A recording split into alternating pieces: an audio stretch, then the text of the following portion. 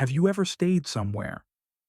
Not because it felt right, but because you didn't know if you'd survive what came after.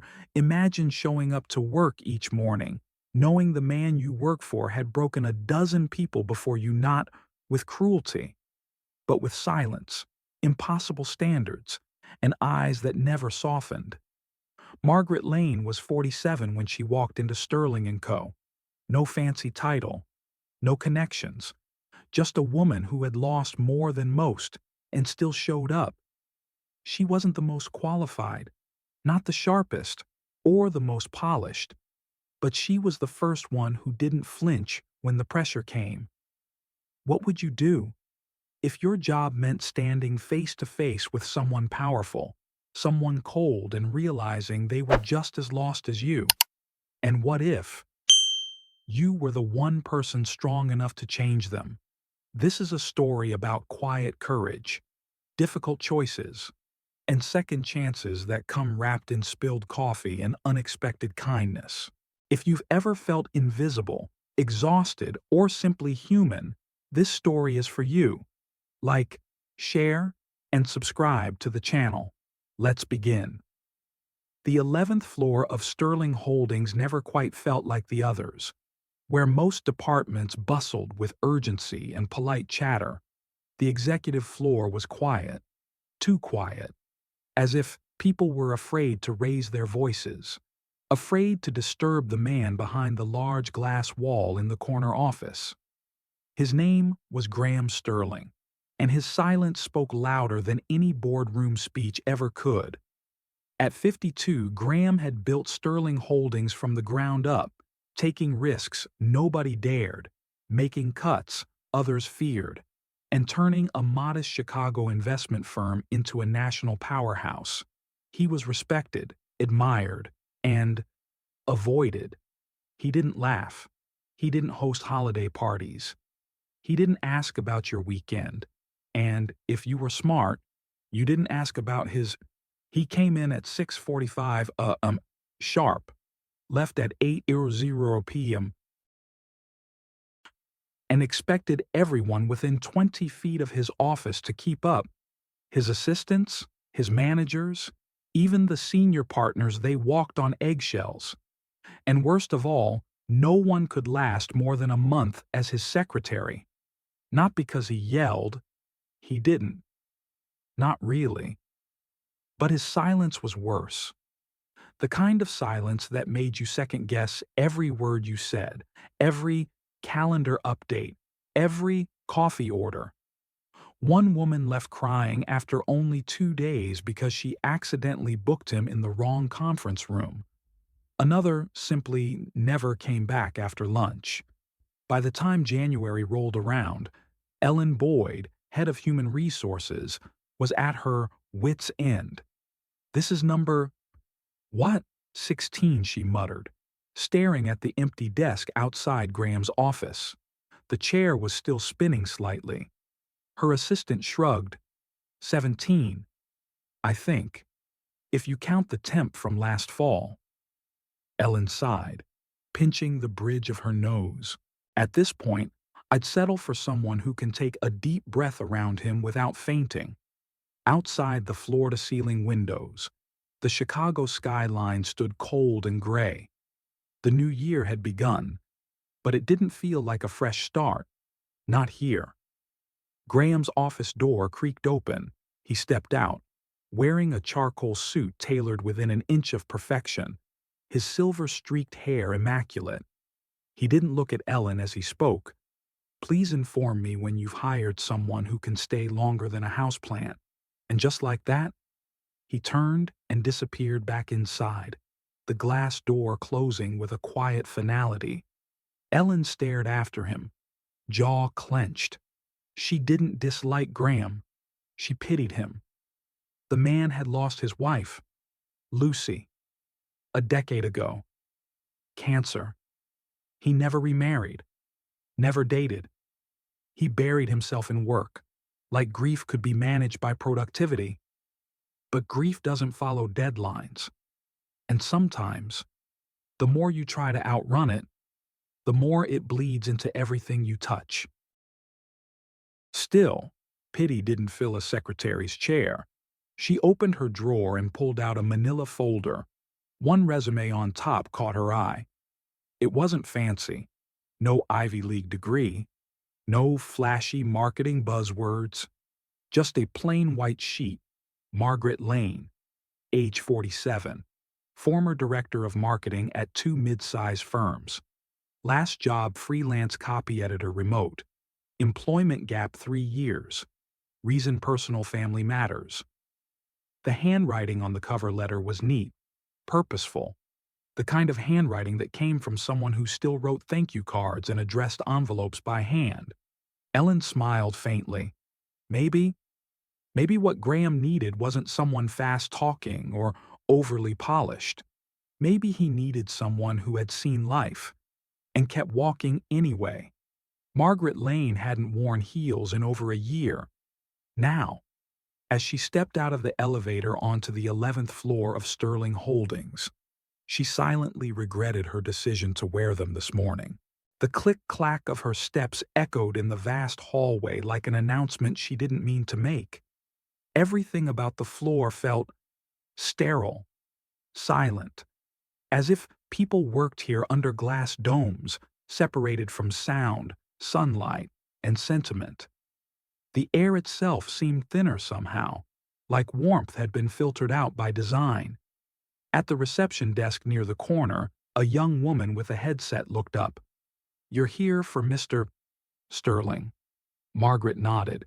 "Margaret Lane. 10 o'clock appointment." The woman buzzed someone without another word. 30 seconds later, Ellen Boyd appeared, clipboard in hand, eyes scanning Margaret from head to toe. There was a pause. "I wasn't sure you'd come," Ellen said finally. Margaret smiled softly. "To be honest, I wasn't sure either." They shook hands. Ellen's firm and businesslike. Margaret's warm and deliberate.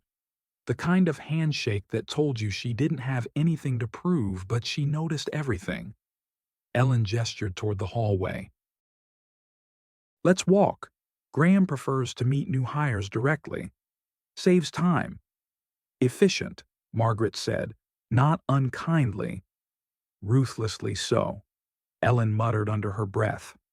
As they approached Graham Sterling's office, the energy shifted. Even without meeting him yet, Margaret could feel it something tight and coiled on the other side of that glass door. The quiet wasn't just silence, it was pressure, like being inside a snow globe just before it's shaken. Ellen turned to her at the threshold. "Listen," she said, voice low. "You don't have to impress him. Just don't take anything personally." Margaret gave a small, almost amused smile. "I stopped taking things personally a long time ago." Before Ellen could reply, the door opened. Graham stood behind it, tall and lean in a slate blue suit, every inch of him polished to the point of being untouchable. His silver-streaked hair was neatly combed back, no tie out of place, no expression on his face. "Miss Lane," he said. "Mr. Sterling," Margaret replied, her tone neither overly friendly nor stiff, just steady, clear.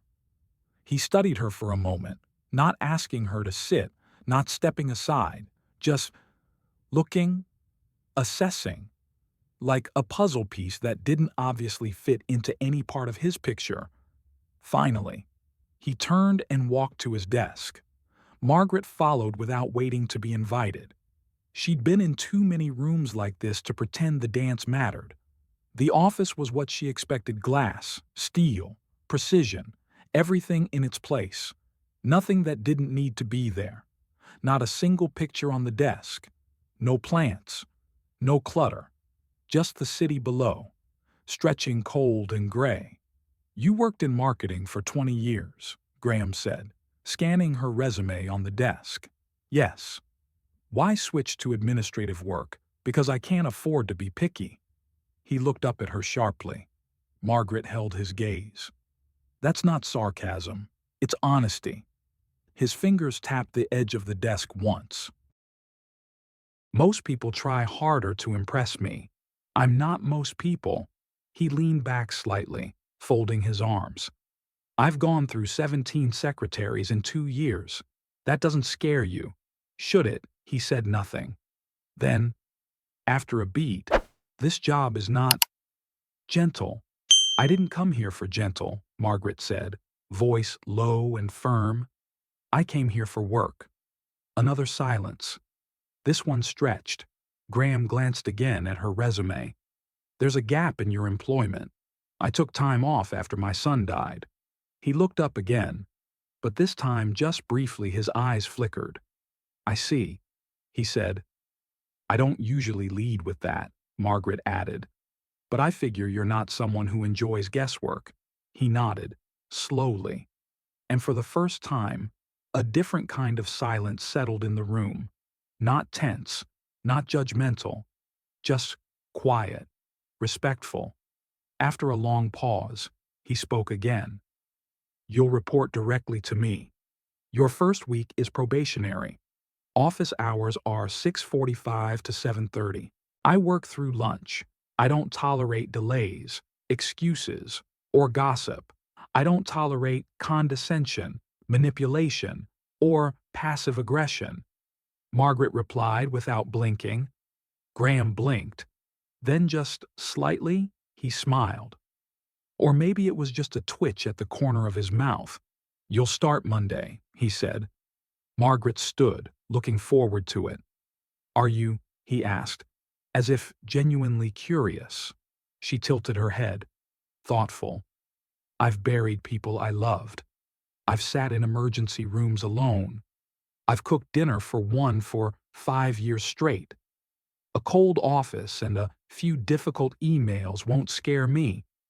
And with that, she turned and walked out, behind her. Graham remained seated for a long while. He stared at the door she'd just closed and whispered too quiet for anyone to hear. Maybe? The sky over Chicago was still dark when Margaret Lane stepped onto the sidewalk in front of Sterling Holdings. It was 6:15 a.m.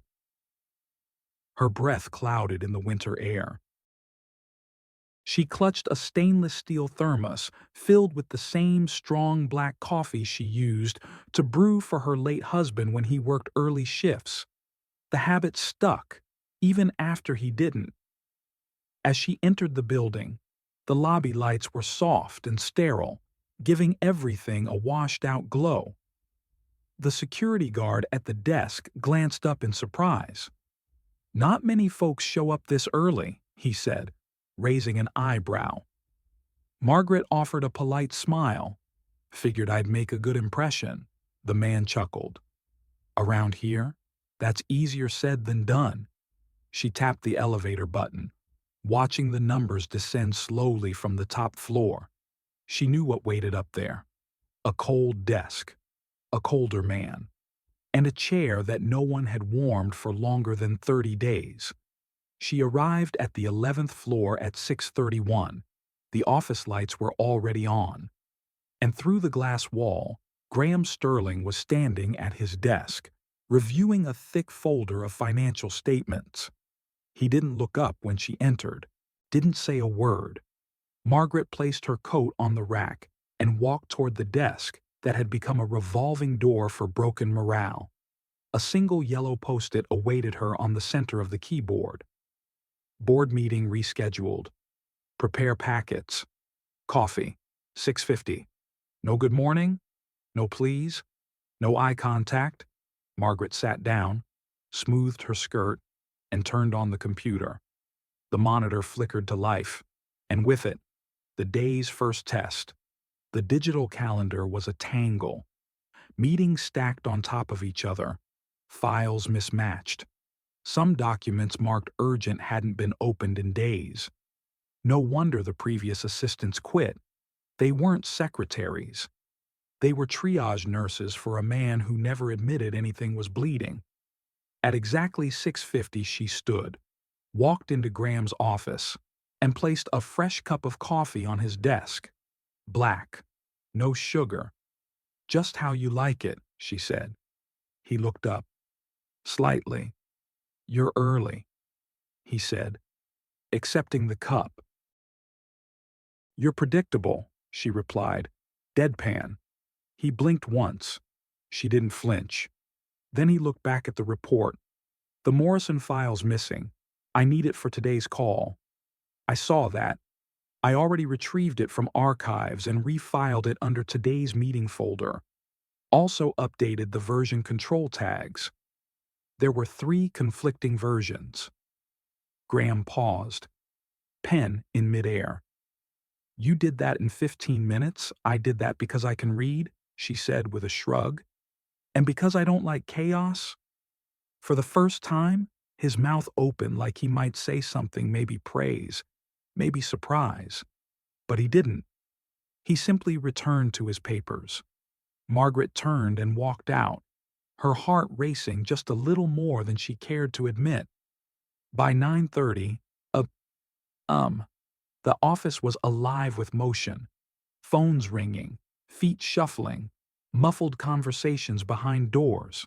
Henry Dalton, the company's senior VP, leaned against her desk. "You're the new one?" he asked. Eyebrows lifted. Margaret looked up. "That's what they tell me. You lasted past coffee. That's already record-breaking. I'm not keeping score." Henry smiled thinly. "You should. Around here. It's survival of the quietest." He dropped a folder onto her desk. "Make sure this gets added to Sterling's board briefing. And if I were you, I'd keep your head down. That man doesn't like surprises." She watched him disappear into the hallway. It wasn't the first time someone had warned her about Graham Sterling, and it wouldn't be the last. At 11:15, the first real storm came. Graham's voice, sharp and controlled, rang out from inside his office. "Miss Lane." She entered without hesitation. "This document," he said, holding up a chart, "has a miscalculated quarterly forecast." Margaret stepped forward, scanning the paper. "You're right," she said. "It's wrong." He stared at her. "It was wrong when Mr. Dalton dropped it on my desk," she added. "I caught the error and corrected it. The revised version is in your email inbox." He didn't move. "Are you saying Dalton handed you a flawed report?" "I'm saying someone in his team did. And I'm saying I fixed it." A long pause. The kind that made even Margaret's palms itch with discomfort. "Why didn't you bring it to me first? Because I assume your time is better spent reading accurate reports than cleaning up someone else's mess." Another pause. Graham slowly sat down. He looked at her, not through her, not past her, but at her, like he was trying to decode her. "Don't make a habit of taking initiative without clearance," he said. "I won't," she replied. "But I will make a habit of preventing embarrassment where I can." She turned to leave. Then his voice, quieter. "Thank you." Margaret froze for just a beat. Then she nodded once and walked out, letting the door shut behind her.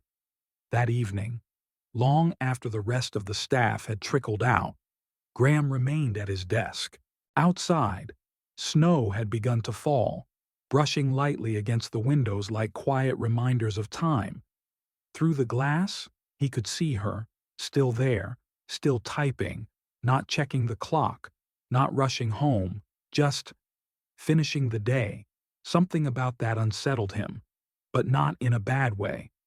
He looked at his watch, then leaned back in his chair, exhaling for the first time in what felt like days. At 7:15 p.m., Margaret shut down her monitor and stood. She reached for her coat, pausing briefly to glance toward the office behind the glass. He was still in there, still watching. She gave a small nod. He returned it. No words, no smile, just recognition. The first of many.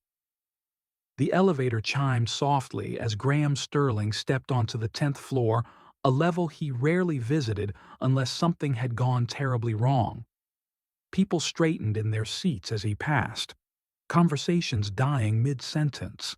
His presence, like an unexpected winter gust, sucked the warmth out of the air.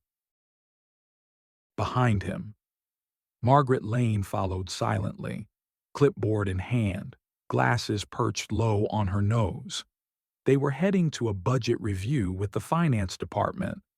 Nothing particularly dramatic until it became clear that the numbers didn't match what had been sent to the board a week earlier, and Graham did not take kindly to surprises. Inside the conference room, Henry Dalton was already seated at the head of the table. Several department heads lined either side. Most looked tense. Henry, of course, did not. Graham. He greeted with a practiced smile. "Didn't expect you down here today." "I imagine you didn't," Graham replied, voice calm but frigid. "But when our quarterly projections don't align with the board-approved versions, I tend to take notice." Margaret watched from her seat near the corner, flipping through the spreadsheets she'd prepared that morning, each tab precisely labeled, each discrepancy highlighted.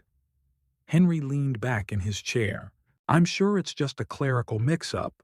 One of my juniors might have pulled an outdated report." Margaret didn't look up, but she spoke. "Your junior's report listed inflated revenue from the Allerton project. Projected profit margins were increased by 6%. Henry's eyes narrowed. "Excuse me." She finally met his gaze. "I ran the numbers 3 times. The error isn't minor. It changes the profit outlook for the quarter." The room was silent. Graham's fingers drummed lightly on the table. "I trusted your team to review these figures," he said, voice flat. "They did," Henry said tightly. "Then they failed." Graham turned to Margaret. "Forward me your corrected version, effective immediately." She nodded once and began tapping her tablet. Henry's jaw clenched. "You're going to accept her word over mine?" Graham didn't even blink. "Yes." Later that afternoon, Margaret sat quietly at her desk, inputting the updated budget notes. She wasn't surprised when Henry appeared again, this time alone. "Impressive performance this morning," he said. "You certainly made your presence known." Margaret didn't look up. "I didn't perform. I did my job." Henry stepped closer, lowering his voice. "You think he respects that Graham Sterling doesn't respect anyone who outshines him?" Margaret finally met his eyes. "Maybe what he needs isn't someone who dims their light. Maybe he needs someone who refuses to let him sit in the dark." Henry chuckled without humor. "Careful. You may not understand the kind of game you're playing." "I'm not playing a game, Mr. Dalton. I've lived too much life to waste time pretending." He said nothing, but his silence was sharp. Then he walked away. That evening, as the office thinned, Graham called Margaret into his office. She stepped in, closing the door behind her. "You had the option to stay quiet this morning," he said. Margaret remained still. "I didn't see the value in silence." He leaned back in his chair. "You realize Dalton won't forget that. I'm not here to make friends." He studied her, eyes unreadable. "Why are you here?" "Really?" Margaret didn't answer right away. Instead, she walked toward the window, gazing out at the amber-stained skyline. "I was married for 22 years. My husband was a fireman. Kind. Funny. Terrible with laundry. He died of a heart attack in the driveway while trying to shovel snow." Her voice was steady. No tremble. No dramatics. "I worked in corporate for years before that. But after he died, I disappeared. I didn't know who I was without him." She turned to face him. "I'm here because I need to be needed again. But I'm not here for pity. I'm not here to be small. And I'm not afraid of you, Mr. Sterling." Graham looked at her for a long moment. Then he nodded once. "Good." Later that night, he sat alone in his office. Everyone had gone home. Even Margaret. Her words played over in his head. I'm not here to be small. That line struck a chord in him that hadn't vibrated in years, maybe ever. For so long, he'd surrounded himself with people who said yes, who stayed in their lane, who kept their heads down. Margaret didn't, and somehow, that didn't unsettle him. It steadied him. He opened his desk drawer, pulled out a folder, a worn, gray folder he hadn't touched in a long time. Inside was a letter, written 10 years ago, never sent, to Lucy Sterling. He read the first line. I keep pretending I'm doing okay, but everything in this office feels colder without you in it. He closed the folder again. Maybe not tonight, but maybe soon. Friday came quietly, riding on the shoulders of gray skies and the smell of early spring rain. Margaret Lane arrived, as always, before 6:30. She brought coffee in a reusable mug, wore a navy wool coat that had clearly seen better winters, and tucked her umbrella just inside the front door. No rush, no fuss, just presence. Her routine was measured now like she'd always been there. And to Graham Sterling, who observed more than he ever admitted, that was unsettling, in a curious, not unpleasant way. She didn't ask him how he liked his coffee anymore. She just brought it black, no sugar, perfect temperature, always before 6:50. Her timing was exact. Her manner was calm, but today would be different. At 10:12 a.m., Margaret was filing archived project proposals in a rarely used cabinet in Graham's office, an old wooden unit near the window, partially hidden by a standing lamp. He was out for a meeting on the 9th floor. She moved quietly, careful not to disturb the stillness. As she slid open the bottom drawer, something wedged in the back caught her attention, a flat, fabric-bound folder, thicker than a standard file, light gray, with a worn corner. She hesitated. It wasn't labeled, not professionally, at least, but written in small, careful cursive on a tag inside the flap. It read, Lucy, not sent. Her breath paused. She shouldn't. It wasn't hers. Margaret let her hand rest on the folder for just a moment. Then, without opening it, she gently pushed it back into its place, far enough to be out of sight, but near enough to be remembered. She closed the drawer softly. That afternoon, Graham returned earlier than expected. Margaret was reviewing call sheets when he stepped into the office, his coat damp from the light drizzle. You found the board files, he asked, brushing rain from his sleeve. She nodded. Everything's updated. And I took the liberty of sorting last year's meeting transcripts. Most were misfiled. He gave a faint nod. A pause lingered in the room. Then, without looking up from his desk, he said, There's a folder in the old cabinet. Fabric cover. Gray. Her pen paused mid-note. I know, she said quietly. Graham looked up. I didn't read it, Margaret added, meeting his eyes. But I saw the name. He held her gaze for longer than he usually allowed. Why didn't you read it? Her answer came gently. Because that letter wasn't meant for me. Silence stretched, soft but taut. Graham exhaled, slow. I wrote it a few months after she passed, he said, his voice a shade lower. I never mailed it, never showed it to anyone. I don't even remember exactly what it says. Margaret nodded. Then maybe it's time to find out. Later that evening, Margaret was leaving when she saw the light still glowing behind Graham's office door. She hesitated, hand resting on her coat sleeve, then gently knocked twice. He didn't call her in, but she opened the door anyway. Graham was sitting behind his desk, the gray folder open in front of him.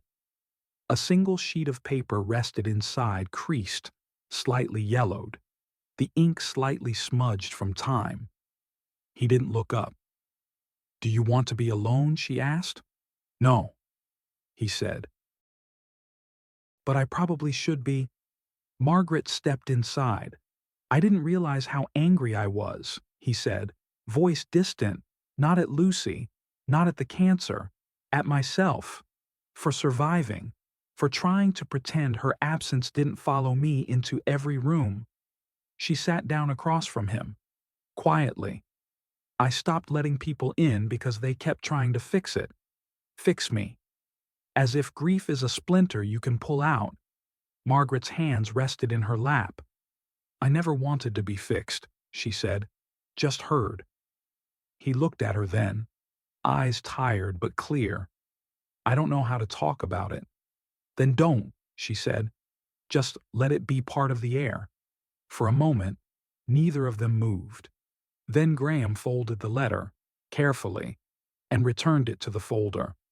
"I think I wrote it more for me than for her," he said. "That's usually the truth about most unsent letters," Margaret replied. As she stood to leave, Graham said her name softly. "Margaret." She turned back. "Thank you." It wasn't just about the filing, or the letter. She knew that. And she didn't reply with words. She just gave him a look, gentle, steady, unflinching. The kind of look you give someone when you know how much they're holding back, and choose to stay anyway. The following Monday unfolded like any other. Emails, meetings, deadlines. The same quiet choreography that Margaret Lane had come to know by heart. But something was off. Graham Sterling, usually sharp and composed from the first moment he stepped into the office, had walked in slower that morning, his posture slightly curved, a half-second delay in his responses. Margaret noticed it before he said a word. "Didn't sleep?" she asked softly, handing him his usual black coffee. He shook his head. "Fine. Just a long weekend." She didn't press. But the worry took root. By midday, the signs multiplied. His pen slipped from his hand during a meeting. He blinked more than usual, rubbed at his temple. A sheen of sweat glistened at his collar, despite the crisp, cool air of the office. At 2:47 p.m., Graham collapsed. It happened so fast. No one in the corridor understood what they were seeing. He had just stepped out of the boardroom, nodded to Henry Dalton, and turned toward his office. But mid-stride, his knees buckled, his hand grazed the wall, and then he went down hard, slumping sideways like a marionette cut from its strings. Margaret was at her desk when she heard the sound. The thud was unmistakable. Flesh on carpet, metal on tile. She ran. By the time she reached him, he was barely conscious, his breathing shallow, skin pale. "Graham," she said firmly, kneeling beside him. "Can you hear me?" His eyes flickered. "Don't make a fuss," he rasped. But Margaret wasn't listening. She was already calling for help, directing a junior analyst to alert the building's medical response team. Her voice was calm, steady, not loud, but commanding. When the EMTs arrived 10 minutes later, they found Graham still conscious but disoriented. Margaret rode with him in the ambulance, against his protest. "You don't have to," he murmured. "I do," she said. And that was that. At the hospital, the diagnosis came quickly. Severe exhaustion, dehydration, elevated blood pressure. A warning sign. Not a heart attack. Not yet. But close. "You're lucky," the doctor said, clipboard in hand. "But your body is telling you what your mouth refuses to say." Graham didn't respond. But Margaret, seated quietly by the window, did. "He doesn't listen well," she said. "To people. Or himself." The doctor smiled faintly. "Then maybe it's time he started. Later. When they were alone." Graham broke the silence. You didn't have to come. I know. He looked over at her. The IV in his arm made him seem smaller somehow, less untouchable. I've been through worse, he said. Lucy's death. The year after. Nights I didn't sleep for days. Margaret leaned forward, her tone measured. This isn't about weakness, she said. It's about limits. Even machines break if they run too long without maintenance. I'm not a machine, no, but you act like one. Graham gave a bitter half-laugh. It's easier. Margaret stood, walking slowly toward the edge of the bed. No, Graham, it's lonelier. He turned his head, eyes searching hers.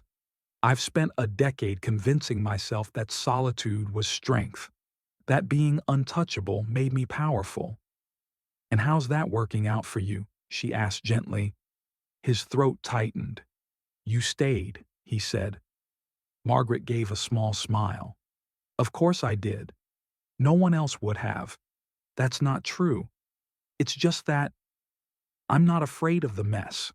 She paused, then added, You don't scare me, Graham. You never did. For the first time in days, he let himself close his eyes not from pain, but from the comfort of knowing someone was watching. That evening, the nurses encouraged Margaret to head home. Visiting hours were ending. I'll be back in the morning, she said. As she gathered her coat, Graham looked up from the hospital bed, the faintest trace of a question in his expression. Will you? She didn't answer with words. She just reached over, tucked the edge of his blanket gently, and gave his wrist the lightest touch. I don't leave things half-finished, she said. And then she was gone. Back at her apartment, Margaret sat quietly in the kitchen, hands wrapped around a lukewarm cup of tea. She stared out the window at the passing headlights, feeling the quiet weight of the day settle into her bones. She hadn't planned to care. Not like this. But somewhere between coffee at 6:50 and that letter she didn't read, between broken silence and soft confessions, something had shifted. Graham Sterling, the man no one lasted a month with, had let her see behind the marble. And now, there was no going back. The morning light filtered through the blinds of the hospital room in slanted gold beams. It was quiet. Too quiet for a place meant for healing. The only sound was the rhythmic beeping of the heart monitor and the occasional soft shuffle of nurses beyond the door. Margaret Lane stepped in just after 7 She brought coffee in a plain paper cup. No branding, no special blend. Just strong, simple, hot. The kind of coffee people bring when they know what's needed isn't caffeine, but something to hold on to. Graham Sterling was awake, propped up slightly against his pillows. His eyes were alert, but tired. You're early, he said. You're surprised. No. She handed him the cup. He took it without a word. I talked to Ellen, Margaret said. She's holding things down at the office. Henry's already making suggestions about temporary leadership. Graham raised an eyebrow. Of course he is. Don't worry. I told her not to let him near your calendar. That almost drew a smile. Almost. They sat in silence for a while. It wasn't awkward. It was the kind of silence people earn. After a few minutes, Graham said, You remind me of someone. Margaret looked over. Who, my wife? She waited, not pushing. She was quiet, too, at least in public. But she saw everything, noticed details no one else would. Could walk into a room and tell you who was lying, who was hurting, and who just needed someone to say their name. He looked down at the blanket, fingers tightening slightly. I ignored most of it. Thought I knew better. Until she got sick. Margaret listened without moving, without interrupting. I couldn't fix it. Couldn't buy her health back. Couldn't negotiate with death like I did with everything else." He paused. I watched her fade away in pieces, and I kept working, like the world hadn't ended. Margaret spoke, her voice gentle. "Because if you stopped, you'd have to feel it." He looked at her, then really looked. "That's exactly it." She leaned forward, elbows resting on her knees. "My son died when he was 21, she said quietly. Graham's eyes didn't leave hers. Car accident. Late winter. He was coming home from his shift at a bookstore. She inhaled slowly. There was ice on the road. He didn't make the curve. There was no tremble in her voice, just truth. I sat in that emergency room for 4 hours. No one would tell me anything. I knew before they said it. Graham didn't speak, didn't blink. I stopped working after that. Couldn't be around people who asked about my weekend or told me about their kids' soccer games. She smiled, but it didn't reach her eyes. I became invisible. I think I wanted to be. For a while, they both sat still, memories pressing in around them like fog. "Why come back?" Graham asked. Margaret looked toward the window. "Because grief isn't something you get over. It's something you learn to carry. And eventually, you realize you can carry it with something else. Joy, purpose, even love. If you let yourself." She turned back to him. "I didn't come back to rebuild my career.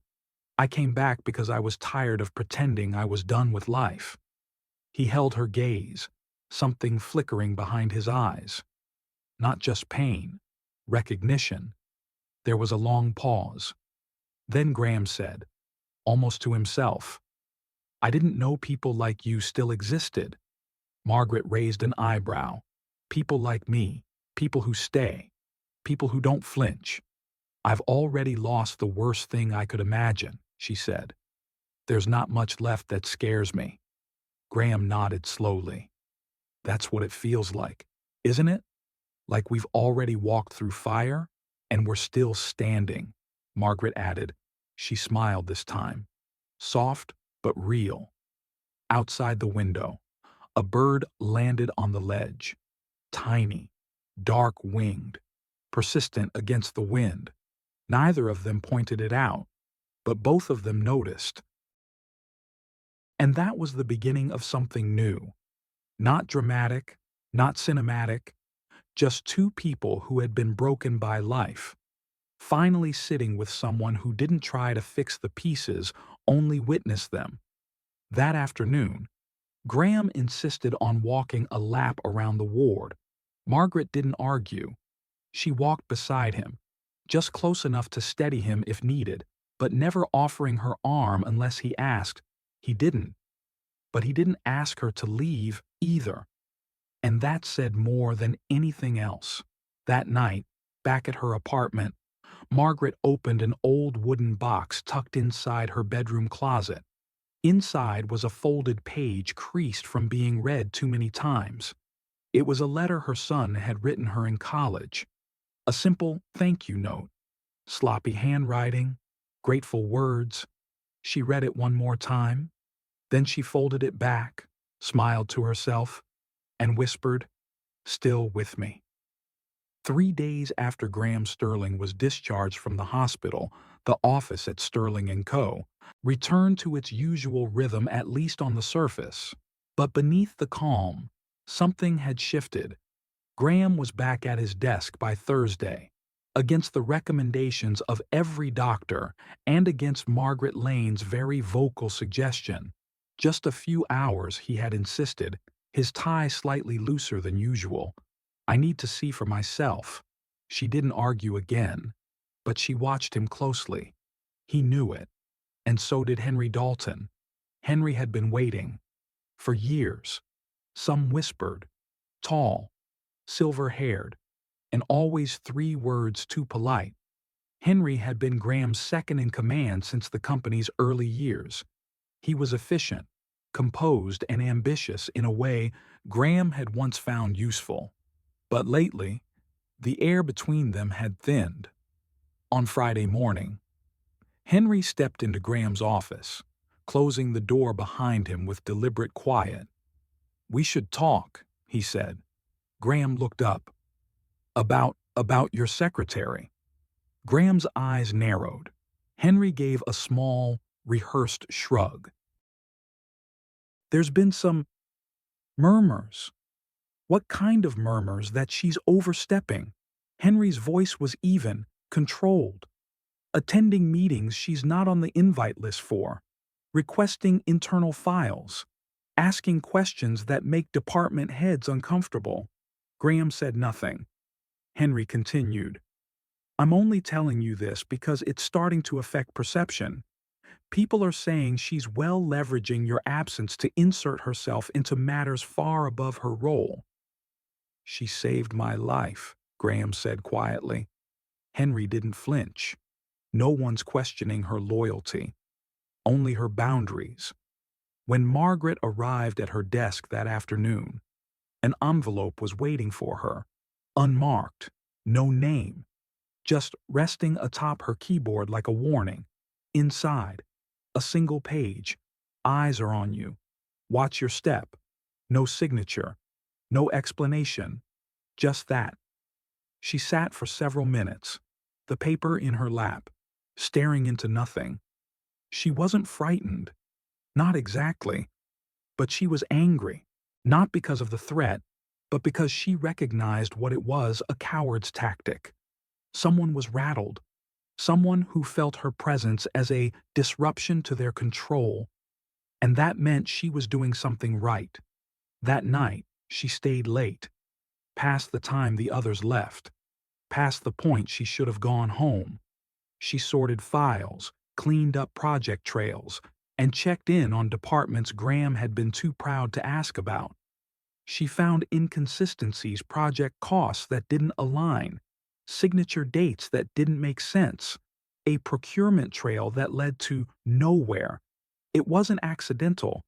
Someone had been covering their tracks.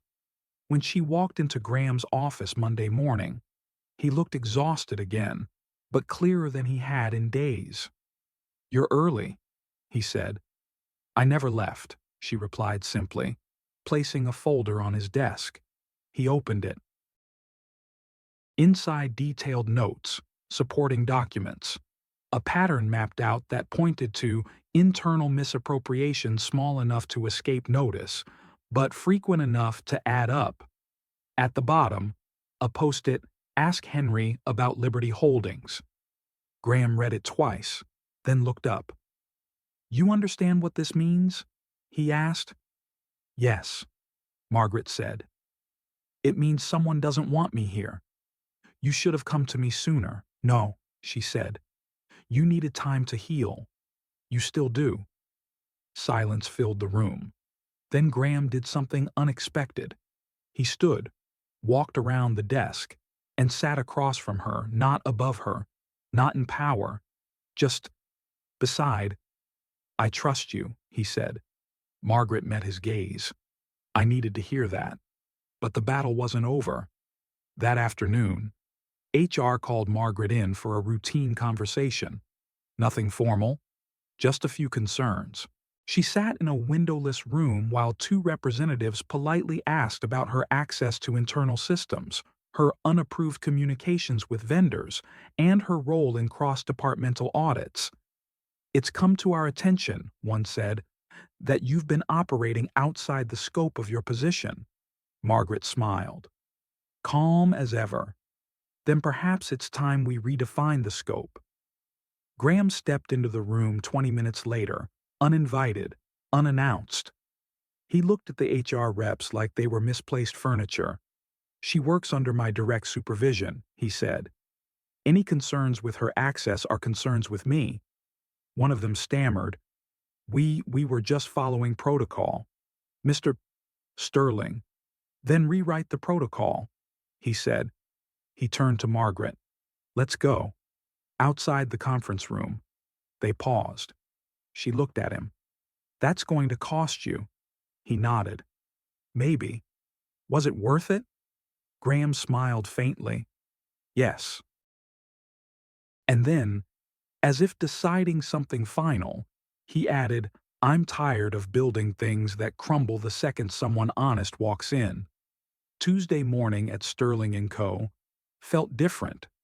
There was a tension in the air, not loud, not overt, but unmistakable, the kind of stillness that precedes a storm. The boardroom on the 24th floor was already full by 9:00 a.m. Executives murmured to each other in hushed tones. Charts were projected on the screen. Quarterly numbers glowed in precise, professional fonts. But none of them were there for the numbers. They were waiting for Graham Sterling, and for whatever he was about to do. Graham entered exactly at 9:05. No fanfare, no assistant trailing behind, just him, and Margaret Lane, carrying a thin leather binder. Her expression was calm, composed, but her eyes scanned the room like a soldier checking terrain. She knew this wasn't just a meeting. It was an ambush, or an uprising. Maybe both. Graham took his seat at the head of the table.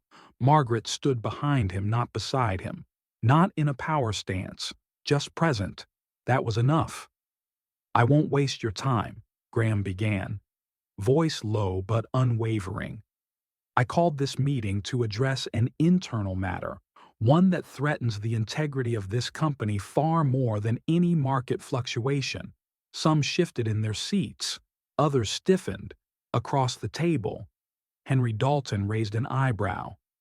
Graham continued, over the past several months, we've had discrepancies in our procurement and vendor records.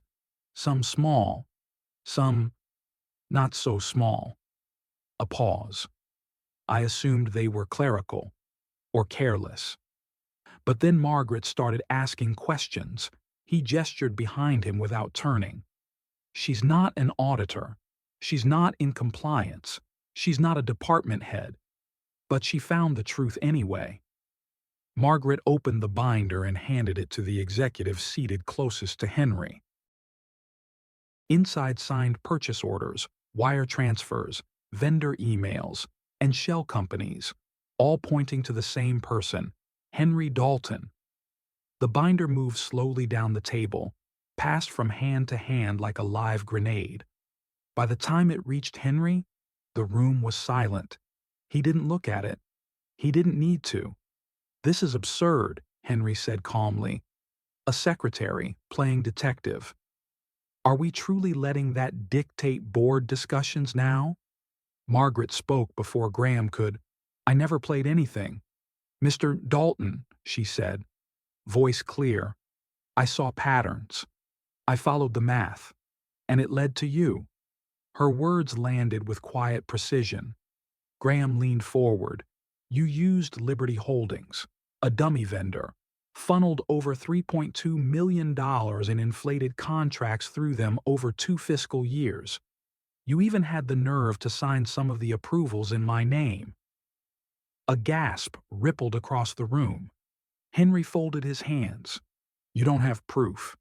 Graham's smile was cold. We do. He clicked the remote.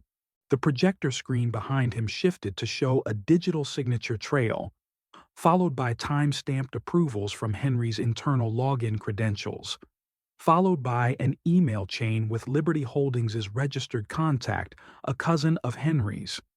Proof. In 1080p? What happened next was chaos dressed in professionalism. One board member cleared his throat awkwardly and said they'd have legal weigh in.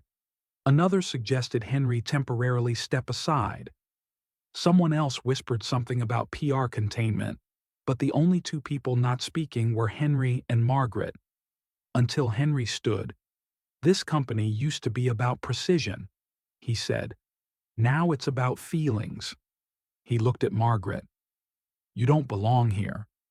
She met his gaze, calm as glass. Maybe not. But neither do you. Security didn't need to be called. Henry walked out on his own. The door clicked shut behind him with the finality of a coffin lid. After the meeting, Graham sat alone in his office, blinds drawn halfway. Margaret stepped in a few minutes later. She didn't say anything, just set a cup of black coffee in front of him. He didn't thank her. He didn't need to. After a moment, he spoke. "You saved this company. I exposed a man who was bleeding it." She replied, "You're the one who stopped it." He looked at her. Really looked. "You could be doing anything. You could be running this place." Margaret didn't smile. "That's not what I want." Graham leaned back. "Then what do you want?" Margaret. She took a breath. "I want peace." Pause. "I want to matter without fighting for it every day. I want to stop being someone people underestimate." Graham nodded slowly. "You've never been underestimated. Not by me." That night, the two of them stayed late again. But this time, it wasn't because of deadlines or fire drills. It was because real change isn't just made in boardrooms. It's made in the quiet hours, after the dust settles. As Margaret gathered her bag to leave, she paused at the door. "You'll be all right?" Graham looked up from his screen. "Eventually." She lingered, then asked, "Do you still want me to stay?" There was a long pause. "I don't want you to stay because you feel obligated." "I don't," she said softly. "Then yes," he said, "I do." But as she rode the elevator down alone, Margaret stared at her reflection in the mirrored walls. For the first time in a long while, she wasn't sure if staying was strength or a new kind of fear, and that meant something needed to change. 1 week passed since Henry Dalton's quiet fall. 1 week since Margaret Lane had uncovered what 12 analysts and 2 audit firms had missed. And 1 week since she realized, perhaps for the first time, that she no longer needed this job to feel whole. On Monday morning, the elevator ride to the 11th floor felt different.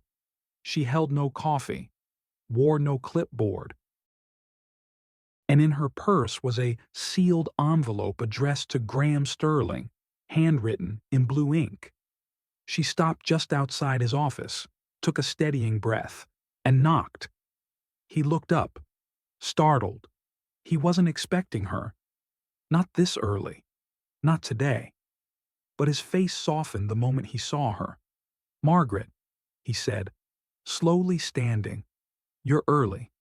Just long enough," she replied. He sensed something then. The weight in her voice, the calm in her eyes. She wasn't angry or upset, but something had shifted. She handed him the envelope. He didn't open it right away. "You don't have to explain," he said carefully. "But I want to." She sat across from him for the last time, not as his assistant, not as his right hand, but simply as a woman who had walked through fire and emerged intact. "I didn't come here to leave because I'm tired," she began. "I came to tell you I'm ready to live." Graham didn't speak. He couldn't.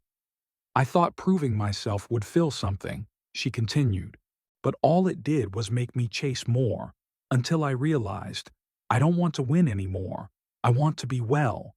The room was still. Even the soft hum of the city outside the window seemed to quiet.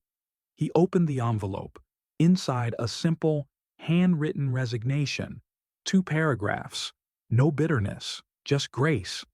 And a small note at the bottom. "Thank you for seeing what I almost forgot I was." He swallowed hard. "What will you do?" She smiled. The first real smile he'd seen in days. "I don't know yet, but I'll figure it out. Maybe I'll write, maybe I'll teach, maybe I'll just breathe for a while." Graham nodded slowly. "Will you stay for coffee?" She paused. "No," she said gently, "but I'll walk with you." They walked in silence, side by side through the city streets, past cafes they never entered, parks they never noticed. The air was cool, touched by the scent of early autumn. At a small bookstore on 36th and Lenox, she stopped. "This is me." she said. He looked up at the sign. You like books. I love them. She stepped closer, then added, Thank you, Graham, for more than the job. He reached for her hand. Just for a moment. I was wrong, he said. About what you were never just the secretary who stayed. She held his gaze. And you were never just the boss who broke people. A cab honked down the street. The world kept moving. But for a moment, everything was still. She stepped inside the bookstore. He stood outside, watching her fade into the soft lamplight and shelves. And just before she disappeared around the corner, she looked back and smiled. 2 months later, a letter arrived at Sterling & Co. It was addressed to Mr. Graham Sterling in the same blue ink. Inside was a single printed page, a short story, titled The Man Who Mistook Power for Love and the Woman Who Showed Him the Difference. At the bottom, by Margaret Lane. He read it twice, and on the third time, he smiled.